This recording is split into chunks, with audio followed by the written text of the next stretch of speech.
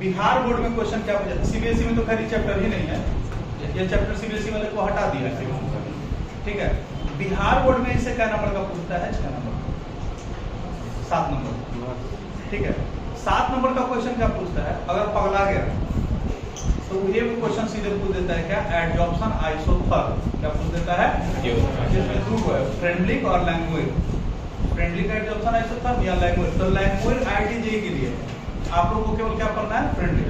तो फ्रेंडलिक पूछेगा what is adsorption isotherm and what is Freundlich adsorption isotherm, ये आएगा 5 नंबर। या दूसरा क्वेश्चन इसे पूछता है क्या, फिजिकल एडजॉर्प्शन और केमिकल एडजॉर्प्शन, या फिजिजॉर्प्शन और केमिजॉर्प्शन में डिफरेंस, ठीक है, सीधे 5 नंबर, इससे ज्यादा इसके चैप्टर से। फिर अगर 2 नंबर का क्वेश्चन अराइज करना है, emulsion, types of emulsion, emulsification, demulsification, ये सारा टॉपिक इससे पूछता है, ठीक है। पिछले साल एक क्वेश्चन पूछ दिया है, ब्रेडिक्स आर्क मेथड से कोलोइडल सॉल्यूशन का फॉर्मेशन कैसे होता है, ठीक है, एक ये टॉपिक पूछा है। बाकी इसमें कुछ खास बढ़िया ही है नहीं, लेकिन चैप्टर इतना बेहतरीन है कि इसको कोई भी देख पढ़ समझ सकता है, इसके पिछले किसी चैप्टर से कोई लेन देन नहीं। 12th क्लास में एक ही टॉपिक ठीक है, एक तो बात क्या ठीक है कि किसी भी चैप्टर का मोस्ट ऑफ द, खाली ऑर्गेनिक नहीं होना, किसी भी टॉपिक का किसी भी दूसरे टॉपिक से कोई खास देना देना नहीं, ठीक है।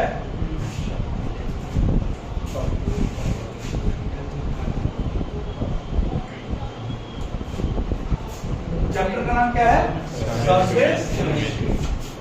चैप्टर का जो नाम ही है सरफेस केमिस्ट्री, तो ये वैसे फेनोमेनन्स को अपने साथ लेके चलता होगा जो कि कहाँ हो रहा है, सरफेस नहीं।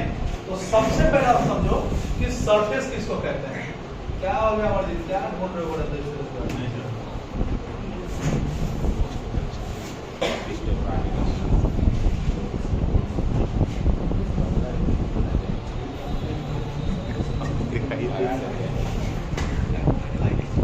सरफेस किसको कहते हैं,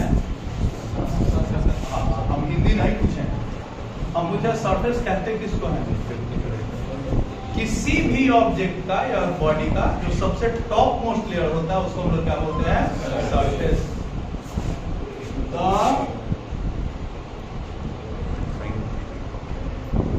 top most layer of a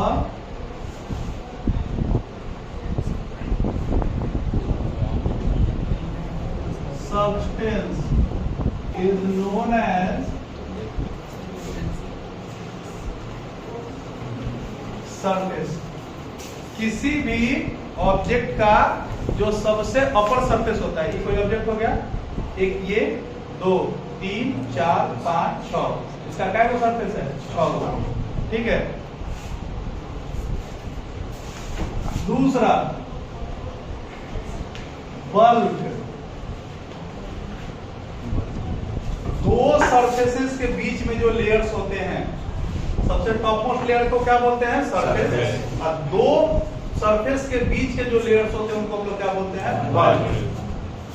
the layers existing between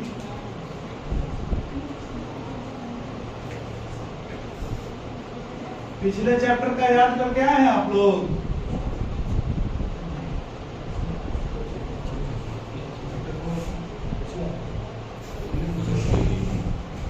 Cauchy याद करना था, जो प्रूफ वगैरह था वो Arrhenius equation,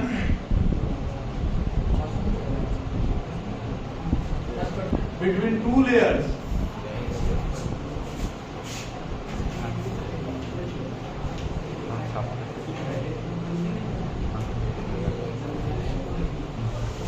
is known as bulk।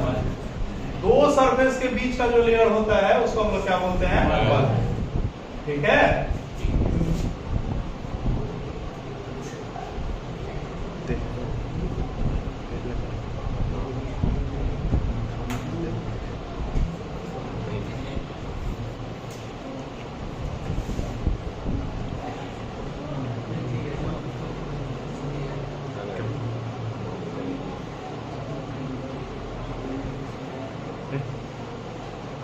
एक ये सरफेस हो गया, दूसरा सरफेस, तीसरा सरफेस, चौथा सरफेस, एक सामने वाला पांचवा सरफेस, एक इधर वाला छठा सरफेस हो गया।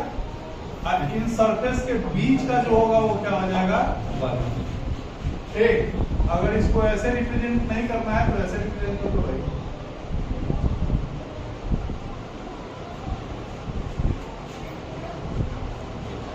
ये surface,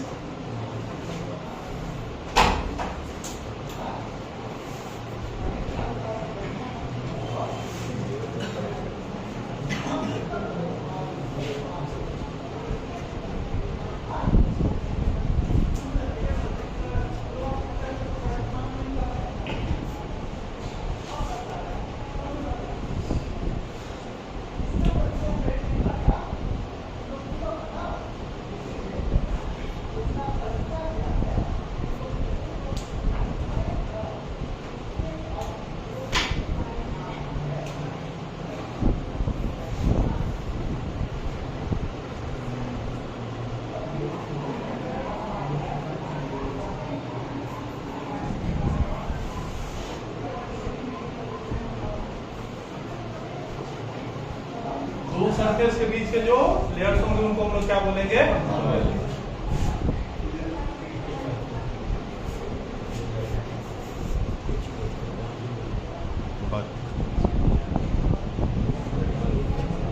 surface chemistry.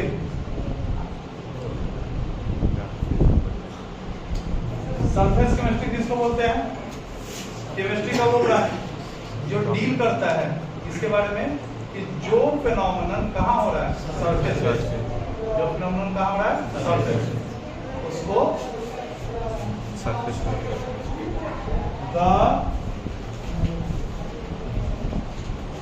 Branch of chemistry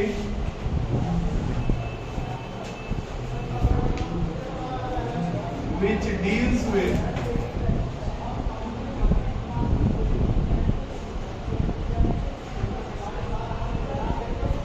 the nature of surface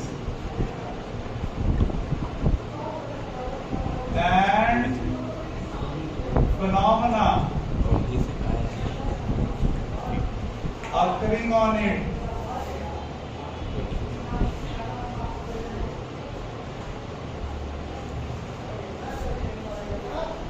is known as surface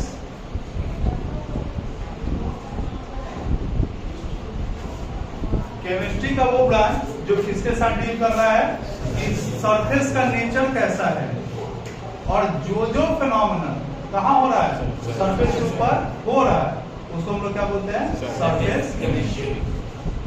ठीक है, सरफेस पे क्या क्या होता है ये बताओ।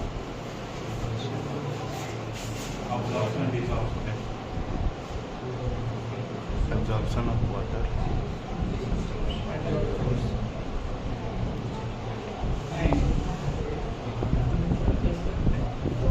सरफेस पे क्या क्या होता है, सॉलिड, सरफेस पे सॉलिड होता है।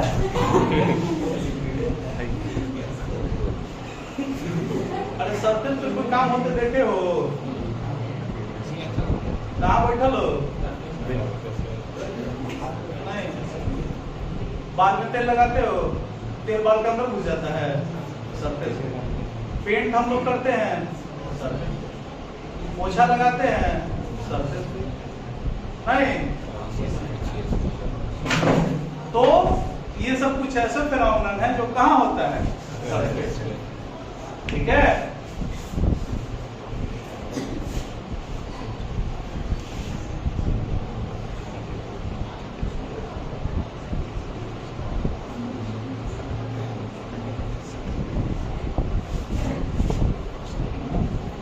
adsorption topic, adsorption of process, the process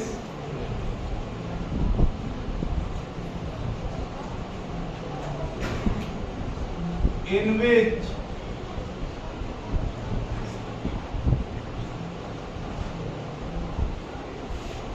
concentration of a substance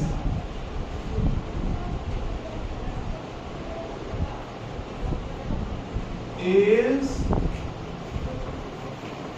greater on the surface of bulk than its bulk or surface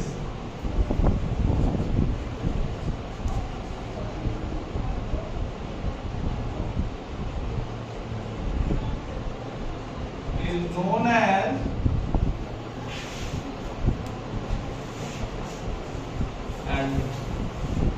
वो प्रोसेस जिसमें किसी एक सबस्टेंस का कंसंट्रेशन उसके सरफेस पे या उसके बल्क में, अगर सरफेस पे ज्यादा है तो बल्क में कम हो जाएगा, और अगर बल्क में ज्यादा है तो सरफेस पे कम हो जाएगा। इसी फेनोमेनन को हम लोग क्या बोलते हैं?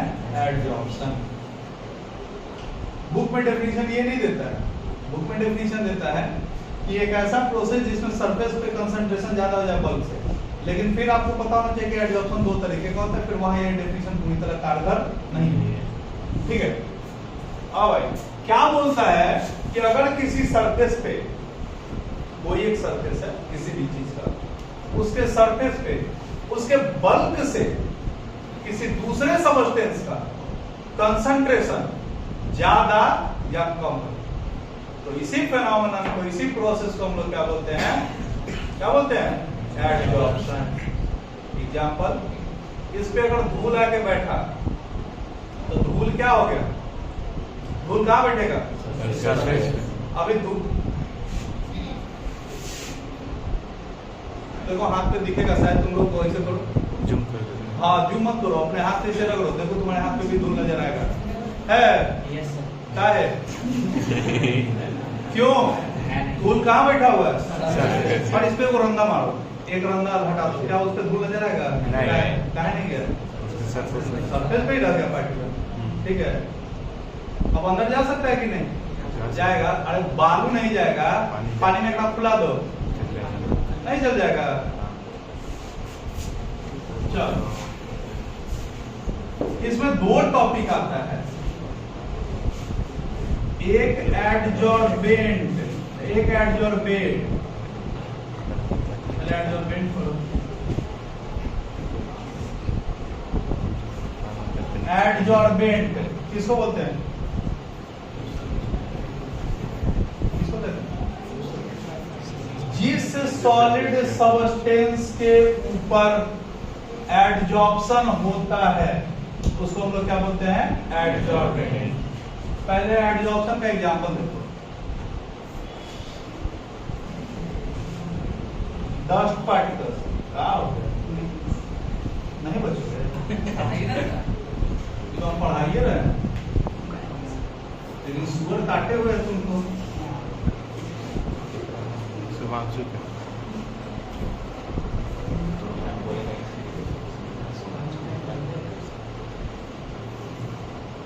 डस्ट के पार्टिकल्स कहाँ हैं? नहीं,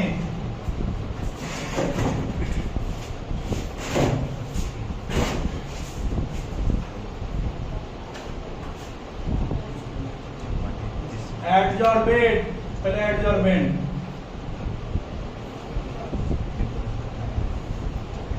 एडजॉर्बेंट किसको?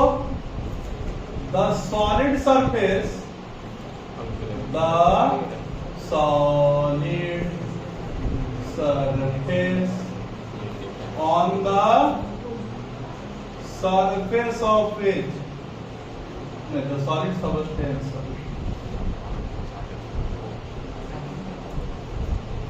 on the surface of which adsorption occurs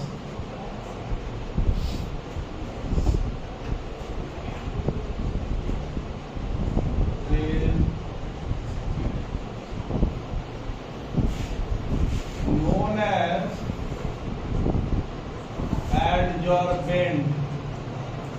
जिस सॉलिड सरफेस के ऊपर एडजॉर्प्शन होता है तो उसको हम लोग क्या बोलते हैं? Adsorption.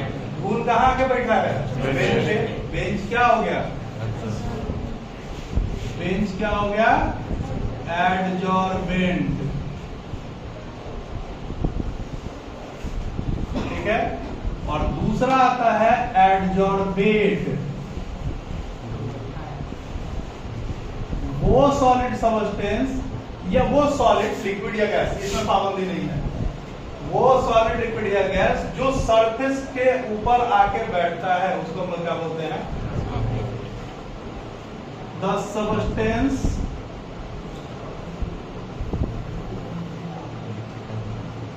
which gets adsorbed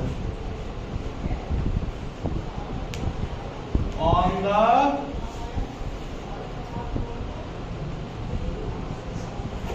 surface of adsorbent is known as क्या? एडजॉर्बेट। ठीक है। जैसे इसमें डस्ट पार्टिकल्स जो है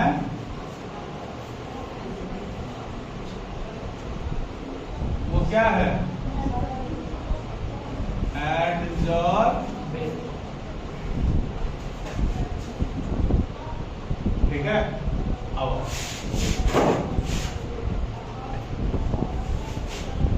क्वेश्चन आता है कि एडजॉर्प्शन होता ही क्यों है? Why adsorption occurs?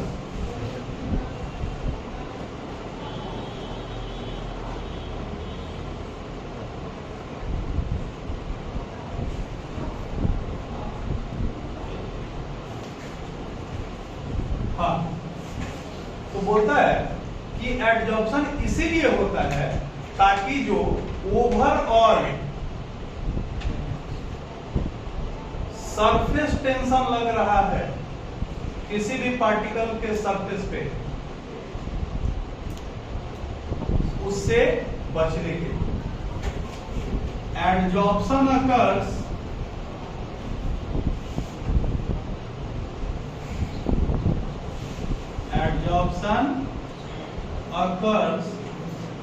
to minimize the surface tension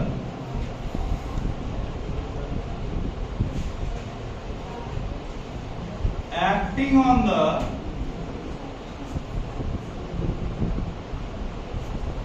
particles of substance existing on surface.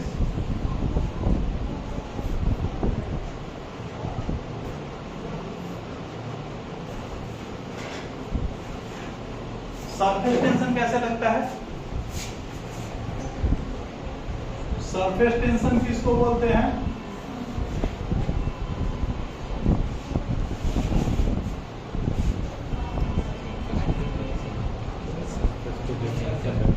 नहीं पढ़ा है। सरफेस पे जो फोर्स होता है। हाँ, कैसा फोर्स?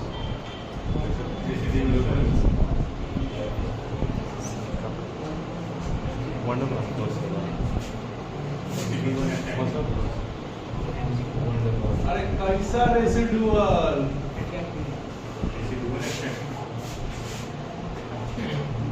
तो 24 को देखो पहिला पर झाड़ी हो बुझलाई।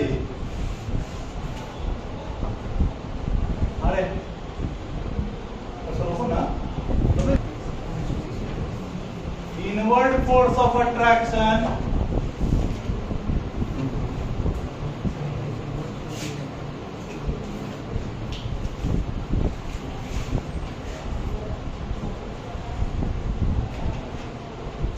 exerted by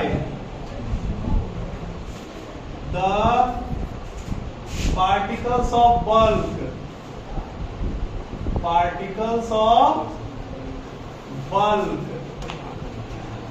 on the particles of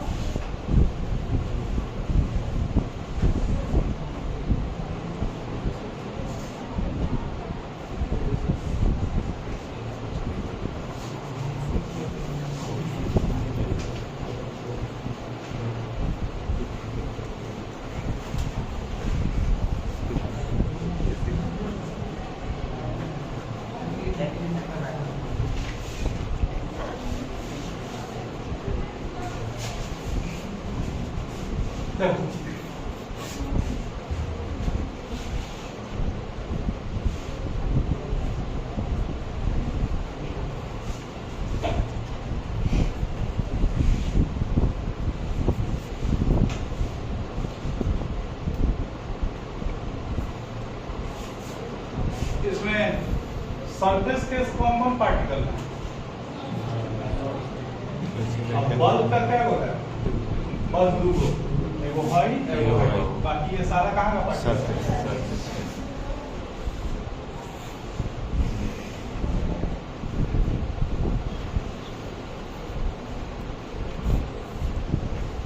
अब उसको अलग मत बना देना, हम अलग खाली दिखाए हैं।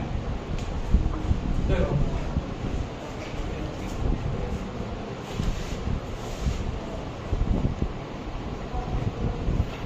particles existing on surface,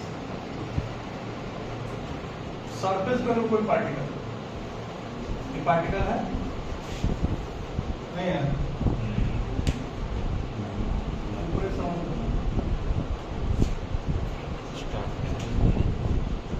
particles existing in bulb,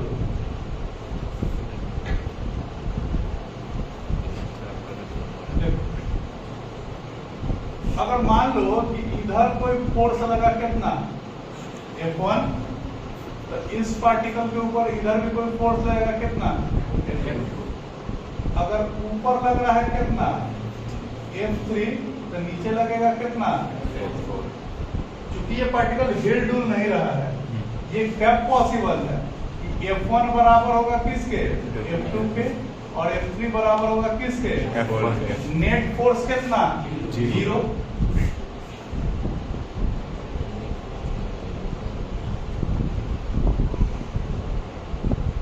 एकदम चांस रहेगा।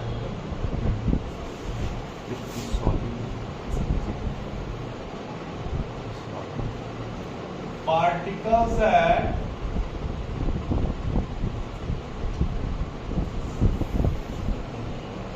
और अगर सरफेस पे कोई पार्टिकल है तो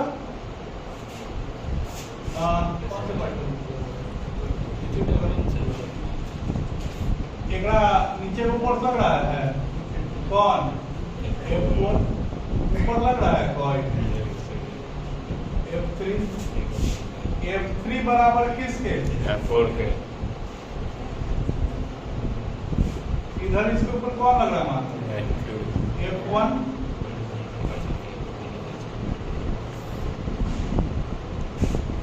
F1 को बैलेंस करने वाला कोई है नहीं, तो F1 is not balanced, F1 is not balance। F1 उल्टा लगा,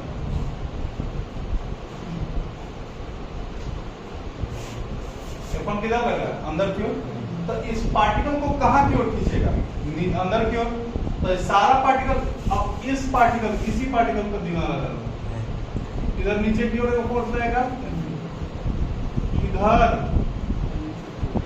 इधर वाला तो बैलेंस है लेकिन नीचे वाला बैलेंस नहीं है। तो सरफेस पे जितने भी पार्टिकल्स होंगे उनको बैलेंस करने के लिए कोई, तो सारा सरफेस से पार्टिकल को उसके नीचे वाला पार्टिकल नीचे खींच रहा होगा, इसी नीचे खींचने को हम लोग क्या बोलते हैं surface tension. The overall inward force, क्योंकि F2 को F1 को बैलेंस करने के लिए कोई नहीं, अगर ये बैलेंस हो जाता था फोर्स ही नहीं लगता।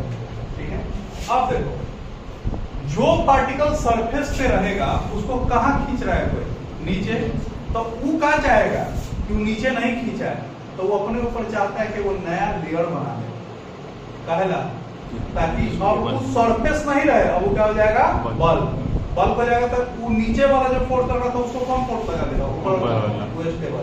अब जो ऊपर वाला सरफेस आया है वो क्या चाहेगा भैया हमें ले लगा ऊपर जो और लेयर बना, तो अगर इसके ऊपर एक बार धूल बैठ गया तो दोबारा नहीं बैठेगा, दोबारा तिबारा चौबारा पचबारा 10 12 20 12 सब फिर बैठेगा। समझ में आ रहा है? कब तक बैठेगा? जब तक कि इस तरीके से वो अपने आप को क्या कर नहीं लेता है, स्टेबल कर नहीं लेता है। ठीक है, एक कंसेप्ट समझ में आ गया। दूसरा concept adsorption is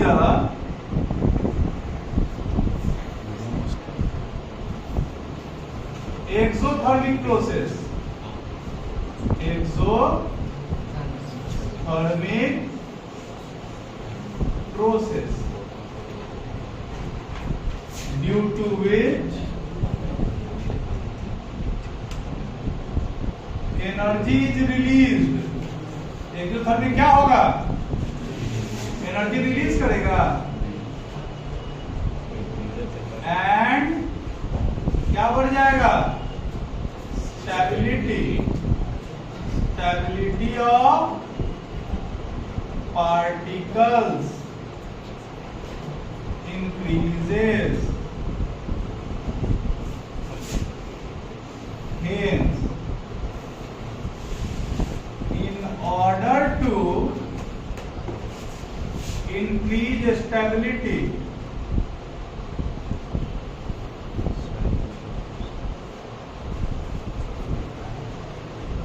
adsorption occurs.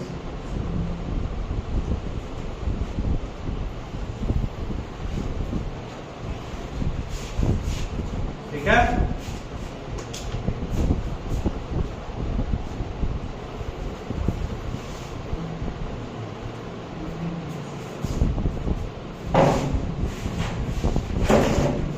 क्या बोल रहा है कि एडजॉर्प्शन कैसा फिनोमेना है, सरफेस फिनोमेना। और अगर सरफेस पे कोई पार्टिकल अगर बैठा है तो उसके चलते एनर्जी क्या होगा, रिलीज होगा, और एनर्जी रिलीज होगा तो स्टेबिलिटी बढ़ेगा। और दुनिया का हर चीज यही तो चाहता है, क्या, स्टेबिलिटी बढ़ जाए। नहीं,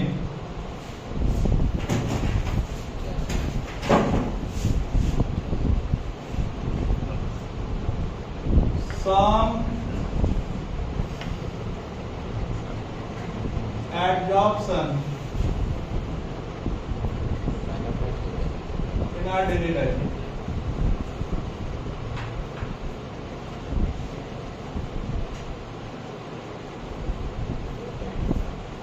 एडजॉर्प्शन तो देखो भाई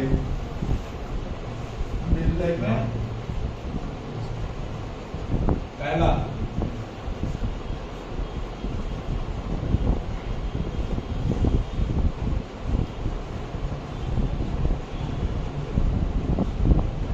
charcoal pieces attract या absorb gas particles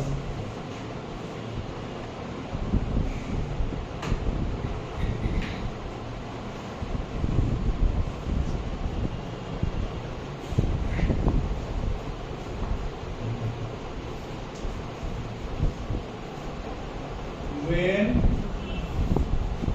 placed in gas chamber adsorb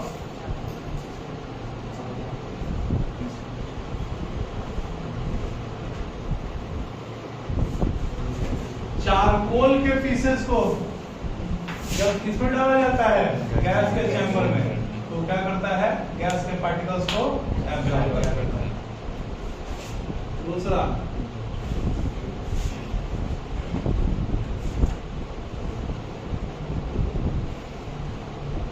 when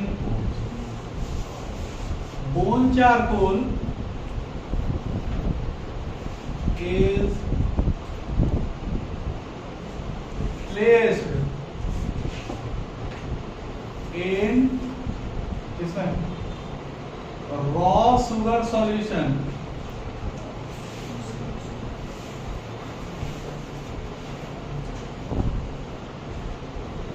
then it adsorbs the gray color of grey और ब्राउन कलर, जो भी कह लो, brown colour of sugar solution.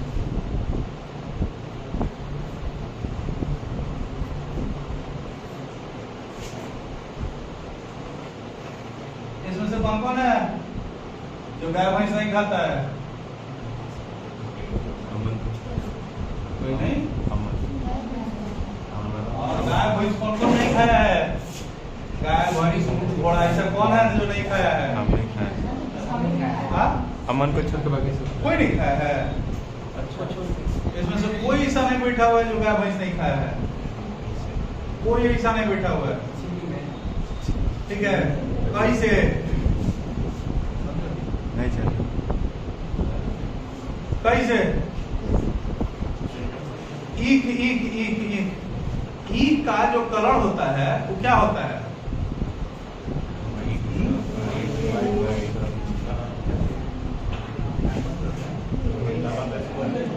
ईख का कलर क्या होता है? अरे ईख का रस का कलर कैसा होता है? ये येलो। आप लड़की हैं, आपको तो परफेक्ट कलर बताना चाहिए था। वो इसके शर्ट के कलर का होता है, टी शर्ट के कलर का नहीं। हाँ लोहिया, और वो इसी कलर का होता है। लेकिन जो चीनी होता है उसका कलर कैसा होता है? किधर गया colour? Where does the color go? Color उड़ी? Not उड़िंग। कलर क्या हुई? वो बड़ा बड़ा कंटेनर बनाया हुआ होता है। बोन चारकोल कैसे बनाया जाता है पहले ये समझो। बड़े बड़े, आप मुर्गा के हड्डी के हाथी का हड्डी पे का वो तो हमारा इतना सब का चढ़ जाता है। लेकिन जो बड़ा बड़ा जानवर है, गाय, भैंस, घोड़ा, ऊंट, ऐसा नहीं कि लोगों को खाया नहीं जाता है, सबको खाया जाता है। ठीक है, अभी बकरी दया हुआ था, नहीं गर्दा उड़ा के सब भैंस उस खाया है। पाकिस्तान दिखा रहा था ना कि इतना छोटा छोटा भैंस का बच्चा से पाड़ा के पोस के हेवी बने था। एक को बिका है 2-2 लाख 2.5 लाख में। शायद अभी क्रिकेटर है ना, उसका बिका 7 लाख में। हाँ, कहे कि बकरी उकरी भी ढेर महंगा बिका है। तो बकरी उकरी नहीं, सब बड़ा बड़ा जानवर है, उसके हड्डियों को क्या किया जाता है? खासकर जो उनका पूरा जो ये स्केलेटल सिस्टम होता है ना, उसको कुछ खा नहीं पाता, उसको यूं ही काट के हटा दिया जाता है। तो उन हड्डियों को क्या किया जाता है? पहले सुखाया जाता है धूप में सुखाने के बाद क्रशर में डालकर उनको क्रश किया जाता है। उसके बाद उसको क्या किया जाता है? मतलब पूरा हवा नहीं लगना चाहिए उसे, कैल्सिनेशन करेंगे उसका। हम लोग कैल्सिनेशन करेंगे मतलब एयर के एब्सेंस में उसको हीट करेंगे। ठीक है, वो पूरा हो जाएगा काला, और उसके बाद उसको क्या कर देते हैं? पीस देते हैं। वो हो जाता है बोन चारकोल पाउडर। और उसको लेके इसे इसे इसे इसे किसके ऊपर छीट देता है? चीनी के एथी के ऊपर, और वो छोड़ देता है। वो करता क्या? सारे कलर को एब्जॉर्ब करते हुए जाके नीचे जाके बैठ जाता है। समझा गया? चीनी का कलर क्या हो जाता है? व्हाइट। किसी भी पूजा पाठ में चीनी का यूज भारतीय सभ्यता में नहीं है। मिश्री दूसरा चीज है, मिश्री दूसरा चीज है, चीनी दूसरा चीज है। जैसे खाने जो हम लोग जो नमक खाते हैं वो दूसरा चीज है। छठ पर्व में इसका यूज कहाँ होता है? खाने में नमक का सेंधा नमक है ना। जिन लोगों को ये हो जाता है ना थायराइड है, 6 महीना ये वाला नमक छोड़ दो, देखो थायराइड कंट्रोल हो जाएगा। जिनको बीपी है, ये वाला उजल का नमक छोड़ दो, देखो कंट्रोल हो जाना है। ये नमक थोड़ी है, तो जहर है। सबके घर का कचरा आदमी इकट्ठा करके पिए जा रहा है। यही है, कुछ हजार सालों से समुद्र में पानी एक जगह इकट्ठा होकर सड़ रहा है, धीरे धीरे उसमें सॉल्ट का अमाउंट क्या हो गया? बढ़ गया। उसी को हम लोग छान के पिए जा रहे हैं। कचरा पियोगे तो दिमाग में कचरा नहीं हो जाएगा। सेंधा नमक दूसरे प्रोसेस होता है। वो क्या बनता है? वो जो बनता है उसकी इम्प्योरिटीज ऑटोमेटिकली, देखो नेचर जब किसी चीज को बना के तुमको दिया तो यकीन मानो को तुम्हारे लिए फायदा करेगा। तुम्हारे लिए अगर है तो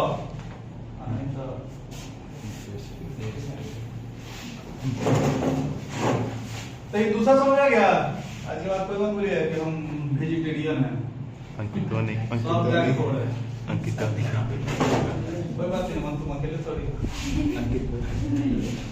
तीसरा चीनी नहीं खाया हो रहा है। कौन नहीं चीनी खाया? चीनी की जगह से मिश्री खाता है, चीनी की जगह से ठीक है। मिश्री में 2 तरीके का होता है। एक मिश्री बनता है वो दूसरा है।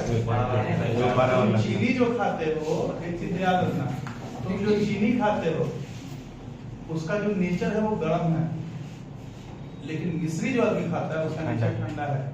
अगर किसी का पेट खराब होता है तो उसको इसबगोल के भूसी, जिसको इसबगोल का भूसी, उसमें चीनी डाल के नहीं दिया जाता। चीनी डाल के उसमें मिश्री डाला जाता है, क्योंकि उन दोनों का तासीर ठंडा होता है।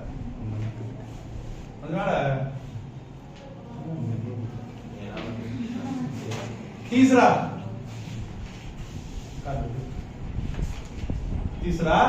हाँ, और इसका कहाँ यूज है? लिटमस पेपर देखे हो तो लिटमस पेपर का डाई भी आता है। तो अगर वुड चारकोल को, मतलब लकड़ी के चारकोल समझते हो कैसे होता है? लकड़ी के कोयला, उसको पीस दिए, चारकोल हो गया। तो जब वुड चारकोल को एक सॉल्यूशन तैयार कर लो, किसका? ब्लू लिटमस का या रेड लिटमस, किसी का भी, और उसमें उसको डुबा, वो कलर को क्या कर लेगा? एब्जॉर्ब कर लेगा। When would charcoal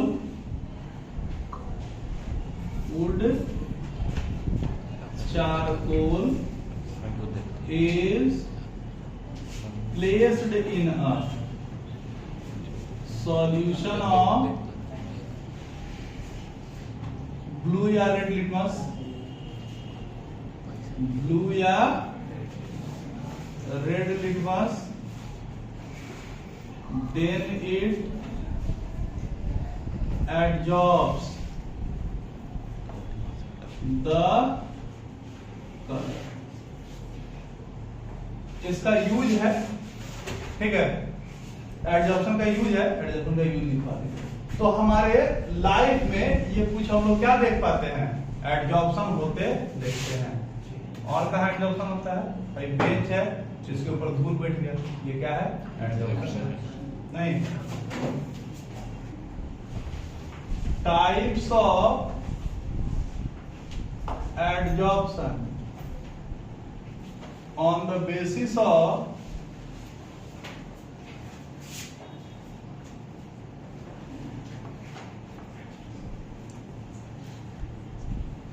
concentration of adsorbate।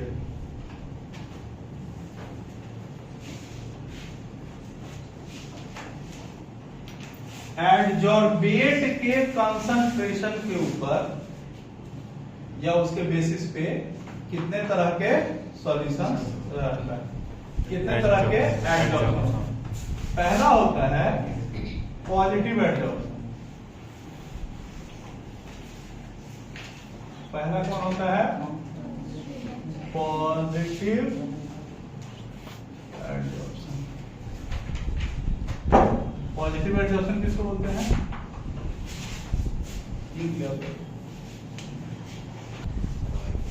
Positive adsorption किसको बोलते हैं? एक ऐसा एडजॉर्प्शन जिसमें सरफेस पे एडजॉर्बेट का कंसंट्रेशन ज्यादा रहे। किसके कंपैरिजन में? बल्क के कंपैरिजन में। तो क्या बोलेंगे? Positive adsorption.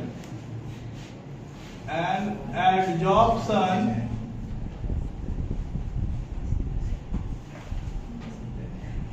in which concentration of adsorbate is more on the surface of adsorbent, surface of adsorbent than the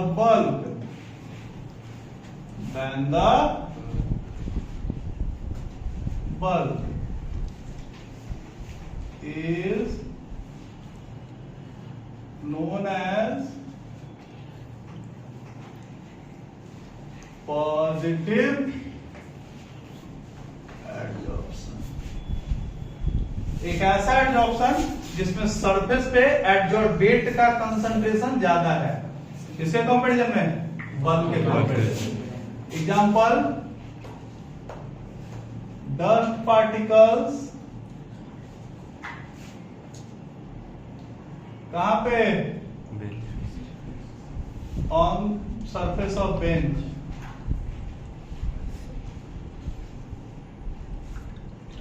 on surface of bench. दूसरा, तो इसमें तो बल्क में एको पार्टिकल नहीं होगा। एक एग्जांपल है concentrated potassium chloride on surface of would charcoal. अगर कंसंट्रेटेड पोटेशियम क्लोराइड है तो उसमें खोज रहे हो है चौक की जाती है चौक वाला चौक कोई में डाला जाता है चौक का पाउडर तो वो एब्जॉर्प्शन का है कि एब्जॉर्प्शन का है? ऑप्शन का वो एब्जॉर्प्शन होगा, चौक कंप्लीट वो ऐड नहीं है, ऐड है। नहीं वो ऐड है, ठीक है। और वो तुम्हें जितना देर में जाएगा समझ नहीं कर पाई। उसके हिसाब से सिलेबस करना होता था, मेरे पार्ट 1 पूरा कंप्लीट कर दिया।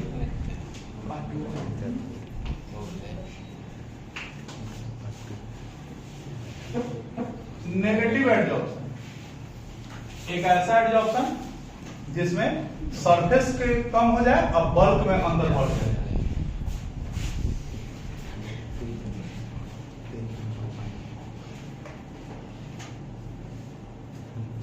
An adsorption in which concentration of adsorbate is more less on the surface, less on the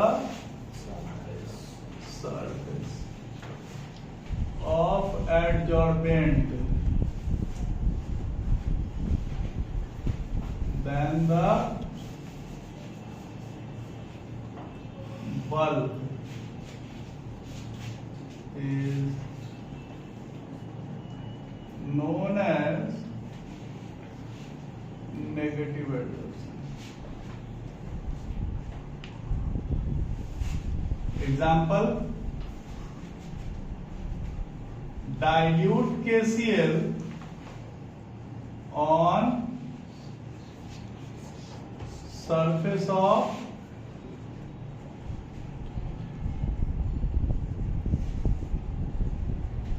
अगर इसी को डाइल्यूट कर देंगे तब पानी के साथ में कहां घुस जाएगा? बल्क में, और सरफेस पे क्या रह जाएगा? कम। इसको हम लोग क्या बोलेंगे? Negative adsorption. ठीक है। अच्छा, वो रसगुल्ला, काला रसगुल्ला खाए हो, उसमें रस कहाँ रहता है? ऊपर के अंदर? ऊपर पॉजिटिव एडजॉर्प्शन।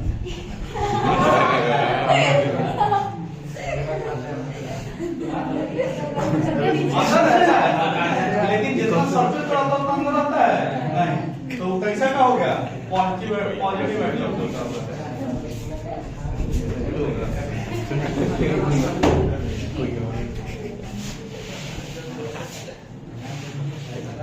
उसके बाद आप डिजॉर्प्शन। हाँ,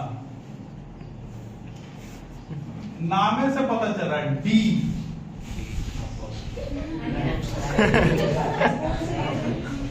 कान आप लगा रही थी। डिजॉर्प्शन, डिजॉर्प्शन किसको? डी एडजॉर्प्शन का उल्टा desorption.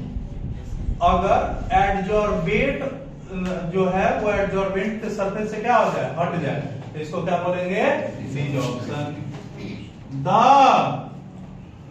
Process of removal of, बोलो ना यार, particles of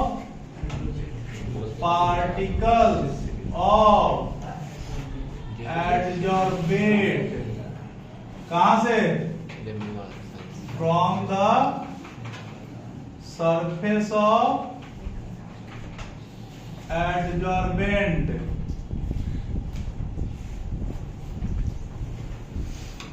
is known as क्या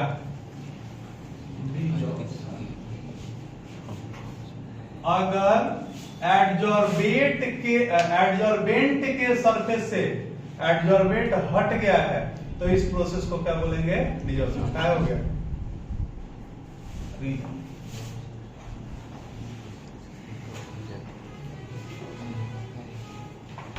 When adsorption occurs, then there is a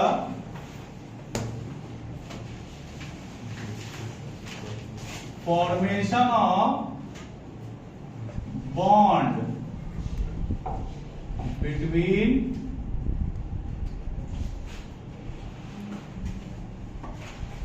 particles of adsorbate and adsorbent causes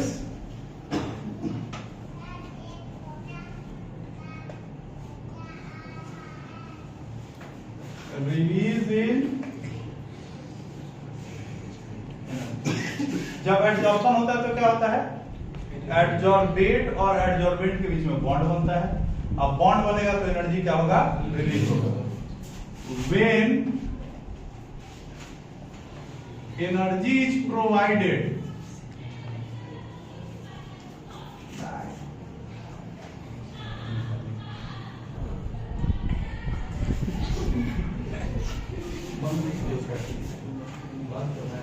when energy is provided, then bond gets dissociated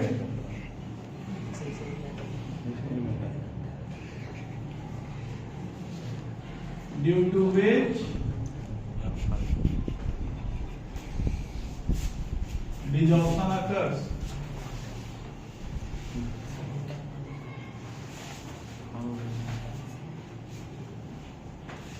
क्या बोल रहा है कि जब एडजॉर्प्शन होता है तो एडजॉर्बेट और एडजॉर्बेंट के बीच में एक बॉन्ड बनता है। ठीक है, बॉन्ड बनेगा तो एनर्जी रिलीज करेगा। कैसा प्रोसेस हो गया? एक्सोथर्मिक। मतलब ये चाह रहा है कि हम एनर्जी क्या करें? लूज करें। और जब हम लोग वापस इसको एनर्जी देंगे तो क्या होगा? बॉन्ड टूटेगा। बॉन्ड टूटेगा तो डिसॉर्प्शन हो जाएगा। नहीं, ठंडा का दिन है, देखोगे कि रोड पे धूल एकदम आराम से बैठा हुआ है, इतना नहीं उड़ेगा, लेकिन क्या है? एनर्जी कम रहता है। या सुबह के समय देखोगे कि धूल कम उड़ता है, क्योंकि क्या है? एनर्जी कम है। बॉन्ड बन गया है किसके किसके बीच में? सड़क के बीच में और धूल के बीच में। लेकिन दोपहर में सूरज भगवान को ज्यादा ही तेज बन जाते हैं, नहीं तो उसके चलते कौन गर्म हो गया? रोड भी गर्म हो गया और डस्ट के पार्टिकल्स भी। तो उसके ऊपर बैठता तो है लेकिन बॉन्ड नहीं बन पाता है। तनिको उनका हवा चलता है तो सब मुंह में घुस जाता है। नहीं, वही फाँक के जिंदा है। नहीं, कल बोले थे सर दूध और पेटी खाएंगे, नहीं बोले थे दूध लेके जाना। दूध 1 लीटर लेके जाएंगे, अब आलू खाएंगे, दूध बालू। क्या डेडली कॉम्बिनेशन है।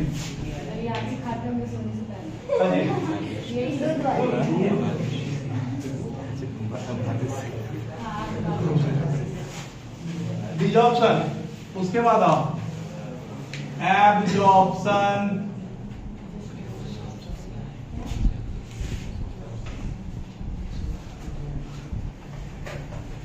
हाँ रे भाई, ये पढ़ाबो तब नु कहां धरा गए।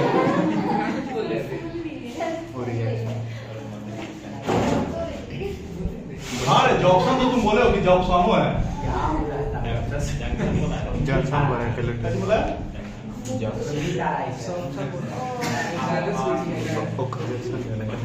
नहीं जा रहा है, जाओ गए। एब्जॉर्प्शन, एब्जॉर्प्शन किसको बोलते हैं? जब कोई एक पार्ट, एक सबस्टेंस दूसरे सबस्टेंस में एकदम यूनिफॉर्मली प्रेजेंट हो, तो उसको हम लोग क्या बोलते हैं? Absorption. The process in which a substance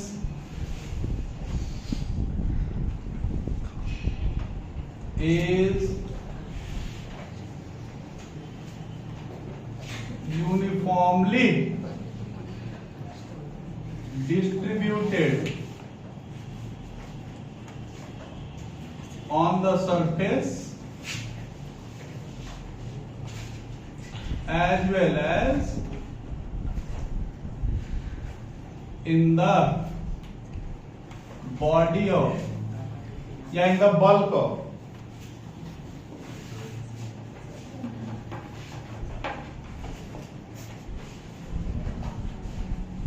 another substance.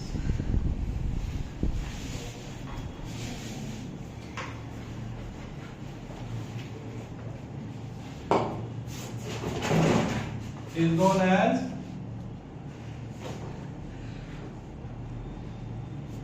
क्या? एब्जॉर्प्शन। एग्जाम्पल देखे हो, कॉटन को डाल दीजिए पानी में, नहीं पूरा एब्जॉर्ब करना है कि नहीं? एकदम पूरा यूनिफॉर्मली डिस्ट्रीब्यूट हो जाएगा। नहीं, रसगुल्ला कौन वाला? उजला वाला। इन कांची में, चाशनी में, काला वाला रसगुल्ला जलेबी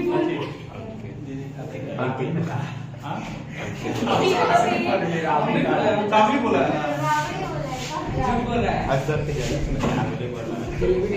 काफी बोल रहे हो, लालिया तो सुन लिया था,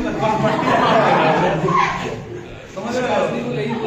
वीडियो वायरल सीएम है, अब वीडियो वायरल हो जाएगा। पट्टी फाड़ा तुम्हारा। चलो जलेबी सर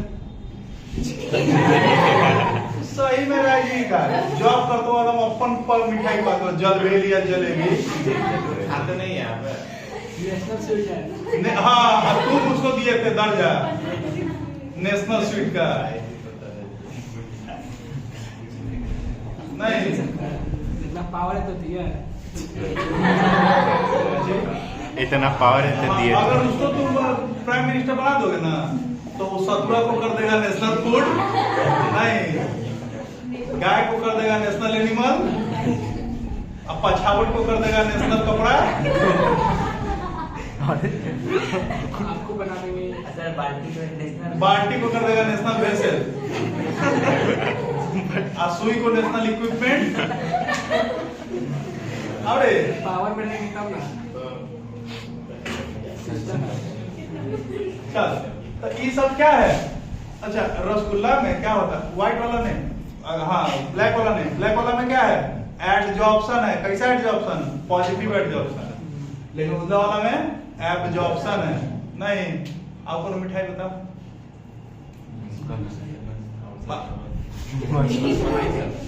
एगो बालू को दूध खा रहे, तुम बालू सा ही खाओ, यही तुम खा सकते हो। और ये आता है चंद्रकला, नहीं उसको डुबाया जाता है तो उसके सरफेस पे ही रह जाता है, अंदर नहीं जाता है। कैसा एडजॉर्प्शन? Positive adsorption. लेकिन अगर एगो पियर का मिठाई नहीं आता रसम डुबल का, काफी बोलते हैं लाल मोहन, राजभोग। राजभोग को क्या रहता है? गरीब लोग रसगुल्ला से ज्यादा आता ही नहीं। काजू कतला काजू काजू करते खाने सपना में सोचते हैं। नहीं, अच्छा देखो, काजू कतली अलग अलग जगह के अलग अलग होते हैं। अगर तुम नॉर्मल दुकान से खरीदोगे तो 800 रुपए किलो, पगल घंटवा हरिलाल में से खरीदोगे तो 1400 रुपए किलो। कैसी रहता है? ब्रांड रहता है। ब्रांड रहता है। हाँ वैसे है जैसे बाकी लिट्टी लिट्टी है, छेरिया पर के लिट्टी स्वाद।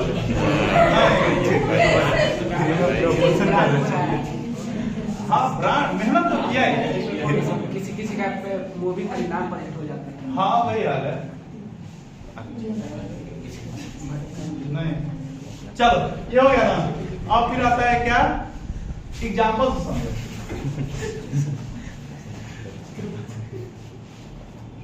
नहीं बच वही का है।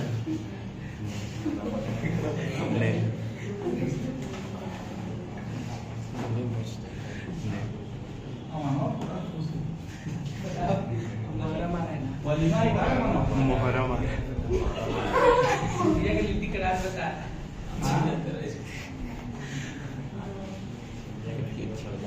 कैसे बोला? चलिए के लिट्टी का राज बता सुअर के थी चढ़ दे उसको पता है, उसको पता है।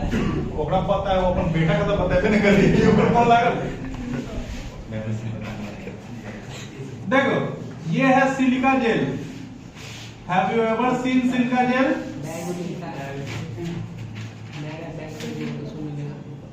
अब बैग में देता है, चाहे चपला उड़ा के चप्पल उप्पल खरीदो, जूता उतर खरीदो उसमें देगा। या थायराइड का दवाई अगर लोगे ना तो उसके ढक्कन के ऊपर रहता है। और ये है एनहाइड्रस कैल्शियम क्लोराइड।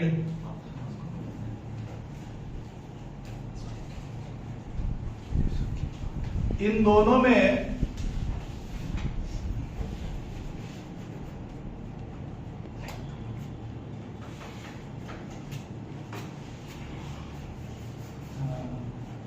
पीछे नागिन बात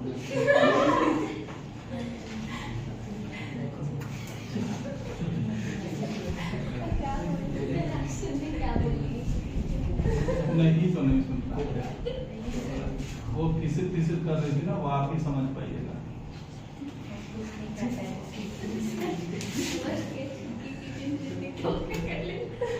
टमाटर लेना है, बहुत अमीर है भाई।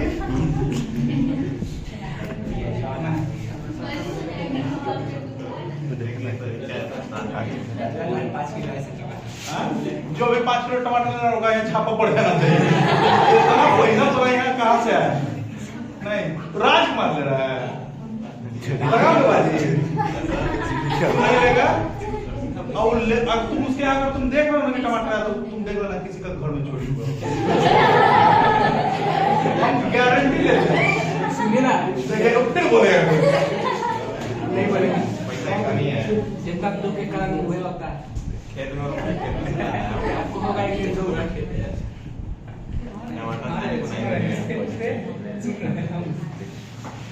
अभी तो क्यों दियर में नहीं होगा, खाली सनवार अभी दियर में नहीं होगा, क्या कि अभी नासिक वाला टमाटर आ रहा है, मुंबई से। सही बोल रहा।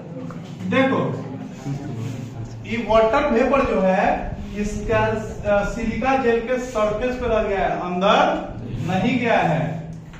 Humidity on the surface of silica gel, ठीक है। और ई तब अंदर टुकड़ा भर गया, ह्यूमिडिटी इनसाइड द बॉडी। तो ये किसको रिप्रेजेंट कर रहा है? ये रिप्रेजेंट कर रहा है एडजॉर्प्शन को, और ये रिप्रेजेंट कर रहा है एब्जॉर्प्शन को। दिख रहा है विनोद? नहीं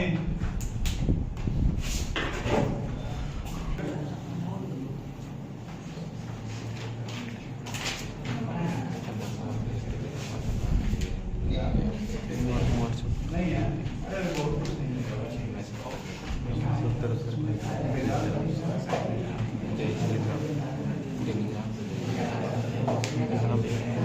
जो नंबर है ना, जो नंबर है वही ना, ठीक है। देखो जॉब्सन, जॉब्सन क्या होता है? एक ऐसा एक ऐसा सबस्टेंस, जिस सबस्टेंस बोलना जरूरी है, सही नहीं, एक ऐसा फेनोमेना जिसमें एडजॉर्प्शन और एब्जॉर्प्शन दोनों साथ साथ होता है, उसको हम लोग क्या बोलते हैं? jobs. When the process of adsorption and absorption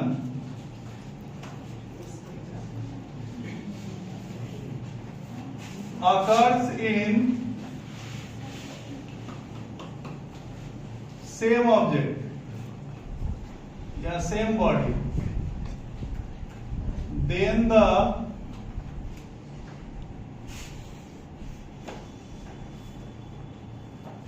phenomenon is known as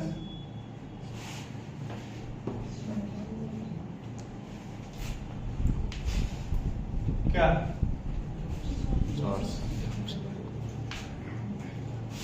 एक ऐसा प्रोसेस जिसमें एडजॉर्प्शन और एब्जॉर्प्शन दोनों होता है। ये होता कैसे प्लेसमेंट? मान लो कोई ऑब्जेक्ट है, तो पहले उसके सरफेस पे कंसंट्रेशन बढ़ता है। जैसे ही उसके सरफेस पे कंसंट्रेशन बढ़ेगा, वो उसको ढके देगा कहां? बल्क में। फिर सरफेस पे कम हो गया, फिर सरफेस पे बढ़ा, फिर बल्क में। एक समय ऐसा आएगा जब सरफेस और बल्क दोनों का कंसंट्रेशन क्या हो जाएगा? करीब करीब सेम हो जाएगा, करीब करीब सेम होगा। लेकिन सरफेस पे थोड़ा सा ज्यादा और बल्क में थोड़ा सा कम। तो सरफेस पे ज्यादा है तो एडजॉर्प्शन, और करीब करीब बराबर है टोटल में absorption. Example, certain dyes show the process of absorption in them.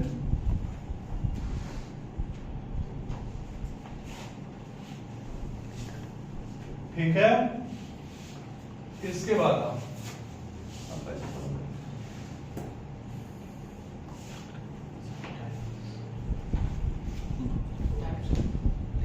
नहीं topic of thermodynamic concept of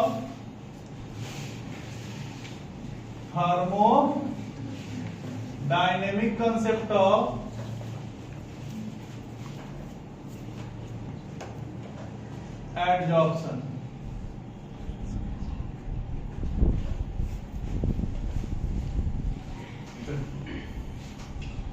delta G बराबर होता है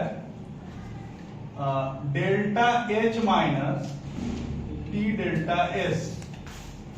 ये दिया हुआ है। डेल्टा जी का मतलब क्या होता है? Gives free energy change, gives free energy change. Delta H का मतलब एंथैल्पी ऑफ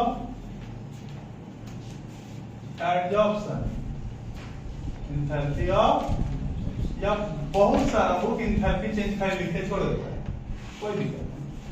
टी का मतलब चेंज इन खाली टेम्परेचर पे, डेल्टा एस का मतलब चेंज इन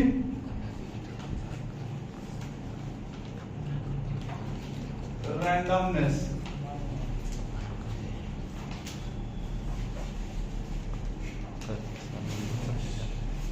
समझो,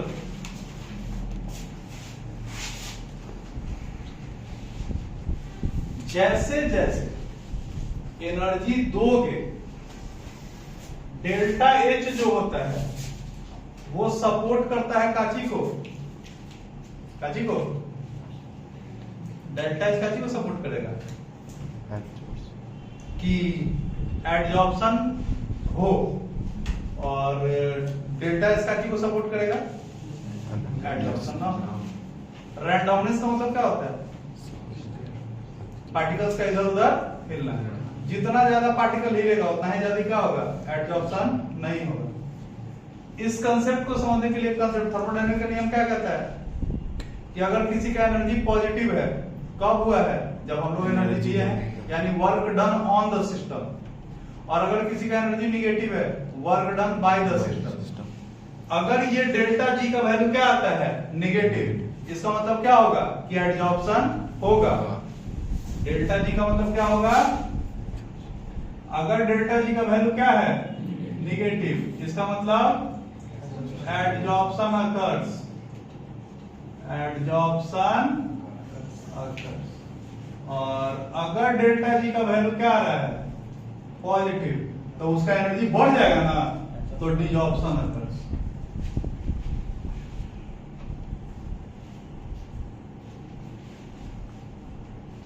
ठीक है। फिर इसमें एक टॉपिक आता है एंथैल्पी ऑफ एडजॉर्प्शन।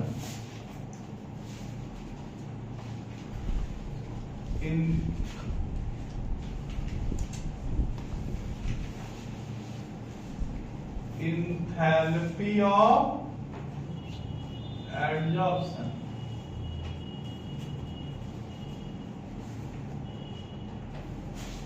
जितना एनर्जी रिलीज होता है, एडजॉर्प्शन हमेशा सर एक्सोथर्मिक प्रोसेस है, तो जितना एनर्जी रिलीज होगा कब, जब एक मोल एडजॉर्बेट बैठेगा किसके ऊपर, सरफेस ऑफ एडजॉर्बेंट के ऊपर, तो उससे जो एनर्जी रिलीज होता है उसको हम लोग क्या बोलते हैं, enthalpy of adsorption. The amount of energy release, the amount of energy released when 1 mole of क्या adsorbate gets adsorbed on the surface of adsorbent,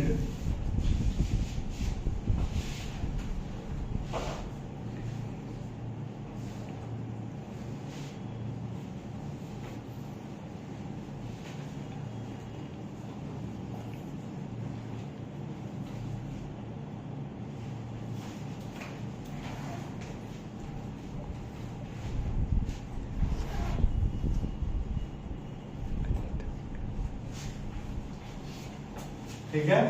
इसमें एक्सप्रेस करते हैं kilo joule per mole. It is expressed in kilo joule per mole. एक मोल, एक कोई surface है, इस पे एक मोल किसी भी चीज का पार्टिकल, सॉलिड लिक्विड गैस, ये डिपेंड नहीं करता है। वो अगर आके उसके ऊपर बैठता है और इससे जो एनर्जी रिलीज करता है, इसी को हम लोग क्या बोलते हैं, एंथैल्पी ऑफ एडजॉर्प्शन। जितना ज्यादा एंथैल्पी ऑफ एडजॉर्प्शन होगा उतना ही बढ़िया ये एडजॉर्प्शन के प्रोसेस को सपोर्ट करेगा। क्योंकि जितना जल्दी एनर्जी रिलीज होगा, जितना ज्यादा रिलीज होगा, उतना ही ज्यादा इसका स्टेबिलिटी क्या हो जाएगा, बढ़ जाएगा। नहीं बढ़ जाएगा?